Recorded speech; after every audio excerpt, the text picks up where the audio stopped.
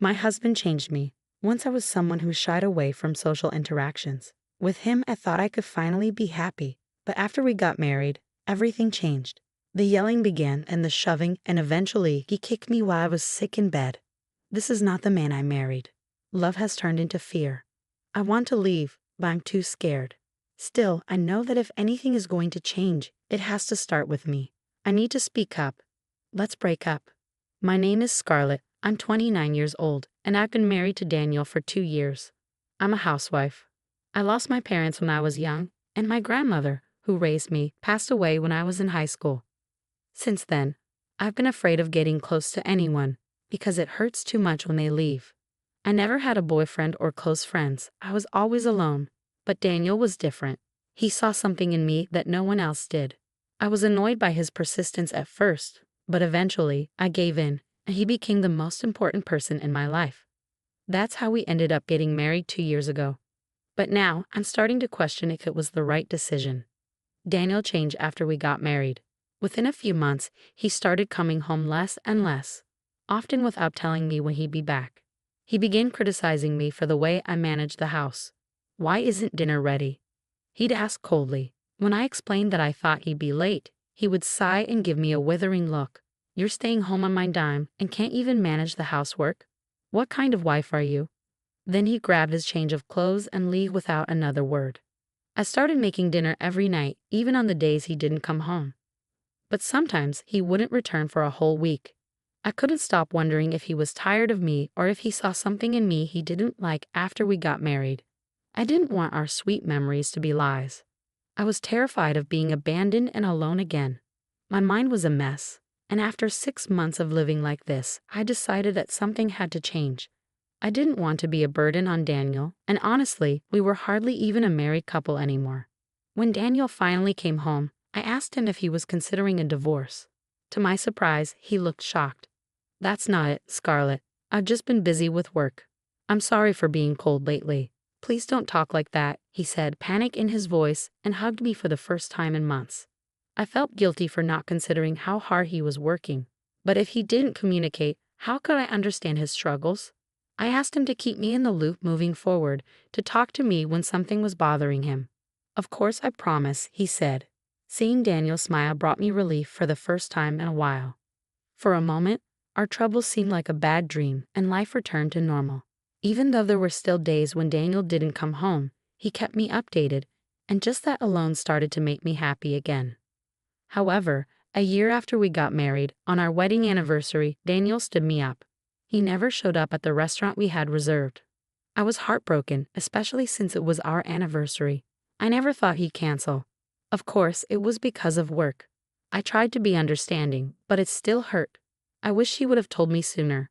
When Daniel finally came home the day after our anniversary and I told him how I felt, he glared at me. Why would you say something like that? Don't you see how hard I'm working? I do appreciate how hard he works, but I wanted him to prioritize our anniversary. When I expressed this, Daniel knocked the food off the table, shattering the dish. The sound echoed through the room. You're so selfish. Are you sure you're not just after my money? He shouted. Daniel's mother, Olivia, founded her own company where Daniel and his brother work. Many have pegged Daniel as the future CEO, and he had warned me before that gold diggers had targeted him in the past. The only one who really loves me is Scarlett, he once told me with a smile. And honestly, I've never once thought about his family's wealth. When I told him this, Daniel looked at me with disbelief. Then get a job. You've got too much free time if you're complaining about me. You do it if you really love me, right? Would getting a job really solve this issue? I hesitated, but ultimately, I nodded. I didn't want Daniel to think I was with him for his money. And more than anything, I didn't want him to leave me. I began to question my sanity, convinced that Daniel's anger was my fault. So I found a full-time job, hoping that if I kept the house tidy before and after work, Daniel wouldn't complain. One day, Olivia contacted me. Scarlett, I heard you're working now. What happened? Weren't you planning to quit after getting married? She asked. I forced a smile and said I had time to spare. Olivia had always been kind to me since the moment we met. She was a busy CEO, yet she always checked in on me. I vividly remember the time we went shopping right after the wedding. She looked at me like I was a dream come true. Daniel used to have a sister who tragically passed away, and maybe that's why Olivia is so kind to me. Reach out if you're ever in trouble, she once said, her kind words nearly bringing me to tears. I never knew my parents, but I imagine this is how it feels to have a mother. Thinking about it warms my heart a little. I didn't want to cause any trouble for Olivia. Supporting her son Daniel was my role after all. But that was easier said than done, especially when Daniel hardly ever came home. Since I started working, he stopped handing over any money to me. We were getting by, but I couldn't help but wonder if this was okay. I found myself troubled by the same thoughts over and over. Nothing had changed since before. Just as I was contemplating this, Daniel came home after being away for a long time. "Did you say anything to Mom?" he asked, his voice tense. I told him about the call I received from Olivia. He seemed angry at first, but then smiled in relief when he found out I hadn't said anything to her. "That's my wife. Make sure to tell Mom we're getting along just fine, okay?" he said. I asked Daniel if we were really doing as well as he thought. "I can focus on my job as the future CEO because you handle things so well, Scarlett. Once you're the CEO's wife, I'll treat you to a lavish life," he said, clearly satisfied, but hearing that made my heart sink. I never wanted to be a CEO's wife. I just wanted to build a happy home with Daniel. That was enough for me. As I said this, I felt a sharp pain on my cheek. Daniel had slapped me. "How dare you say that when I'm working so hard? I married you, so just listen to me," he snarled. This wasn't the Daniel I knew. Tears started to flow, which only seemed to anger him more. "Wake me up when dinner's ready," he said, storming off to the bedroom. I made dinner while crying that night, eating a tasteless meal in silence with Daniel. Things went downhill from there. Daniel started coming home more often. Perhaps Olivia had said something, but he was cold as ice to me. I thought about leaving him, but I didn't know if he would agree to a divorce. And what if he hit me again? Ever since that day, Daniel would poke or lightly kick me, and I found myself flinching whenever he raised his voice or hand. He even made me quit my job, even though it was his idea for me to work in the first place. Was it just to torment me? I had no idea what Daniel wanted from me. My sole focus every day was to avoid getting yelled at by Daniel. Amidst all this, Daniel invited me to Olivia's birthday party. "There will be a lot of people there, so don't embarrass me. Get your hair done and wear something appropriate," he instructed. Despite everything, I was looking forward to a break. Seeing Olivia would give me the strength to get through the days. But my luck ran out. I came down with a high fever on the day of Olivia's birthday. My temperature was 103 degrees, and it might even go higher. "I can't go to your parents' house," I told Daniel. As expected, Daniel yelled at me. "How could you get sick at a time like this? You're useless," he shouted. I apologized over and over, but Daniel kicked me repeatedly through the comforter. "I'm going ahead. Get ready and come to my parents' house," he ordered, insisting I attend despite my fever. I murmured that I couldn't go, but Daniel ignored me and left the house. If I didn't go, who knew what he'd do to me next? Desperate, I put on makeup, fixed my hair, and got ready. But every move was slow, and my foggy head made everything take too long. Before I knew it, over an hour had passed since Daniel left. Daniel called to rush me, annoyed that I hadn't arrived yet. "Get it together. Come to the celebration now. Are you trying to embarrass me?" he snapped. I quickly called a taxi and arrived at the in-laws' house, hoping this would prevent more scolding. But when I got there, the relatives and guests looked at me in disbelief. "Scarlett, what are you wearing?" Even Olivia, who noticed me, looked puzzled. I caught my reflection in a full-length mirror in the house. My makeup and hair were a mess. The word disheveled didn't even begin to describe how I looked. I apologized to Olivia, who gave me a cold stare, and she sighed in disbelief. "Scarlett, you should break up with Daniel," she said. To my surprise, Daniel chimed in cheerfully. "Come on, Mom, give her a break. She just overslept. She didn't even remember it was your birthday."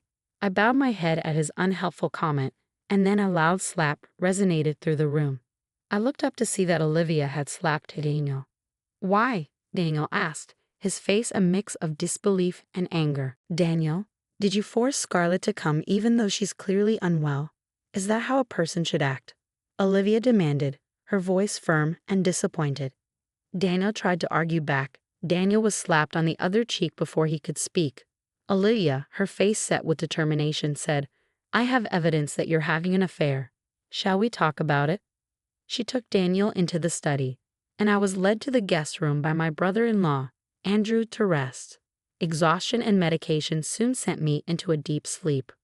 When I woke up, it was nighttime. Daniel sat in submission, and Olivia looked exasperated. Olivia quickly filled me in on what had happened. Daniel had been dating someone even before our marriage and had plans to marry her. However, Daniel's ex had a kleptomania issue and had stolen from Olivia during a visit to their home. Naturally, Olivia banned her from the house and made it clear they wouldn't support Daniel if he married her. That's why Daniel chose me as a cover-up. He thought I resembled his late sister, hoping Olivia would like me and, in turn, approve of him.